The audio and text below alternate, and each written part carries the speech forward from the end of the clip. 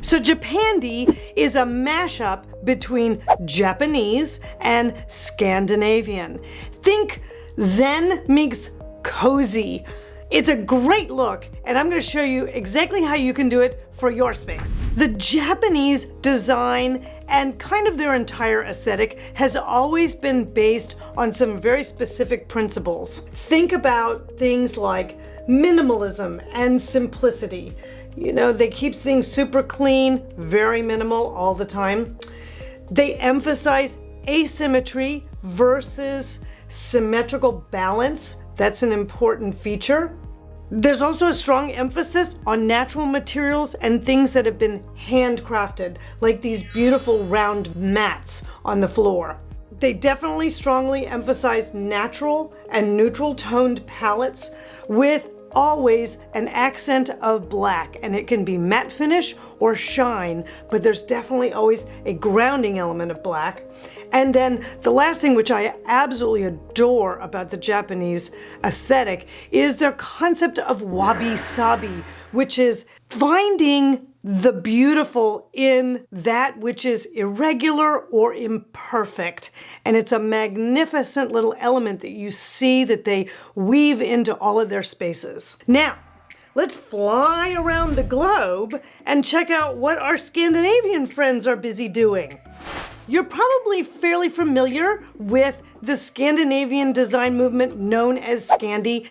It's become very popular in the West, and it definitely is part of the contemporary super style category, so that's where that falls. So if you saw my video on contemporary design called Mega Modern, we go into that in depth and explain a little bit of that. So now here's some building blocks that are part of the Scandi look that we're going to be incorporating when we go to Japandi. Things like clean and minimal. Oh my gosh, they definitely are minimalists, and they definitely like spare and simple color palettes. Look at this, all in the soft blonde woods, the whites, and the light accent tones. That's very important. The concept, very Scandinavian, of hygge, which is comfy, cozy, but in a minimalist way, and it incorporates elements of light and nature. Really important.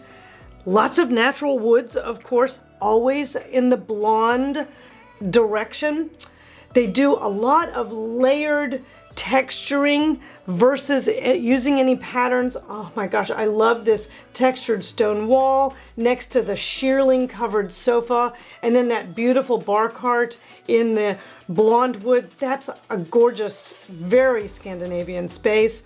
And they also love to emphasize handcrafted elements as well that are quality pieces. Their furnishings speak to the international style movement that was very popular in the early 20th century that we see a lot in this video. Okay guys, pop quiz. Now, I'd like my editor to please pull up this photo, and we are going to take a look at what's Japanese and what's Scandinavian about this lovely Japandi space. Now, you're welcome to pause the video for a second and see if you can guess before we talk about it.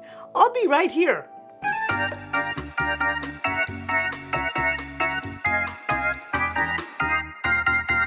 Now, let's take a look at this absolutely spectacular space and understand how these two styles can merge. Now, you can definitely see the Japanese style elements here with these black accents, like this gorgeous lacquer tray, the fireplace, of course, even the trim on the windows. They also have a very intentional use of their lighting fixtures. You can see that they're not invasive to the space, they're rather minimal, but they definitely are targeted to specific surfaces. They've definitely emphasized the use of natural wood, even as a textural element. Oh my gosh, there's wood on the ceiling, there's wood on the walls, there's wood on the floor, and they're all different textures, and it looks beautiful blended together. Now, there's a little bit of kind of a low feeling to these furnishings. Notice like the slab coffee table that seems to float on those plexi legs. The sectional has kind of low seating, which is great. They've even introduced the wabi-sabi effect with those raw, just simple branches, completely unconstructed in that beautiful glass vase on the coffee table. And what do I see in the background? I even see a lovely little Japanese tea set. Now, what's Scandi about this space? Well, major emphasis on natural light. That entire wall is nothing but this gorgeous light opening. There's a clear emphasis of their furnishings that come from the Danish modern school, which is right there from the mid-20th century. Definitely they have an overall light color palette. It's a lovely sort of mix of warm and cool grays, soft whites, the blonde woods. That's all very Scandinavian. Naturally, the ever-present fireplace, that's a must-have in Scandinavian work. And then the element of hygge is that sort of comforting kind of look to the woven area rug as opposed to a regular tufted one. And honestly, the whole space just invites you to curl up in it and have a cup of tea out of that gorgeous Japanese tea set. Now, how do we go about getting a space that feels Japandi? I'm gonna show you how. You want to make sure that you're delivering on the concepts that create the experience. So there's a couple of pointers here.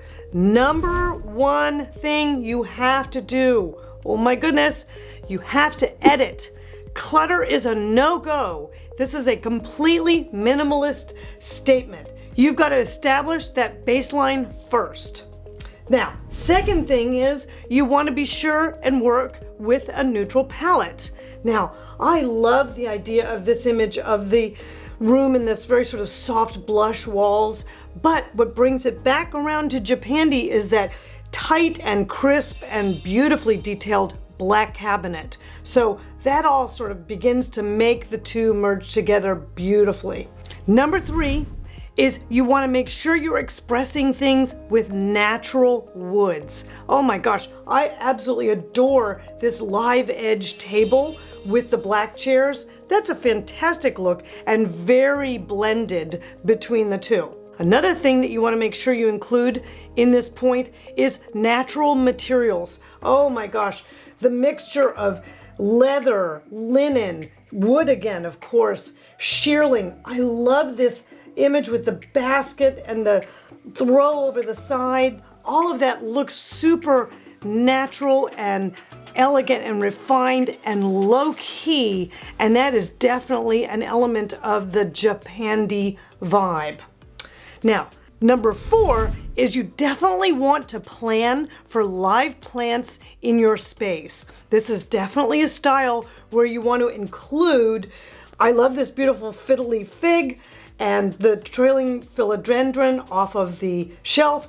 Or how about this lovely space that has this beautiful bookshelf? Then they've got several plants going on that, and it's right next to a window that has a view out to a garden. So plants, very important for the space. All right, number five is being mindful about your lighting.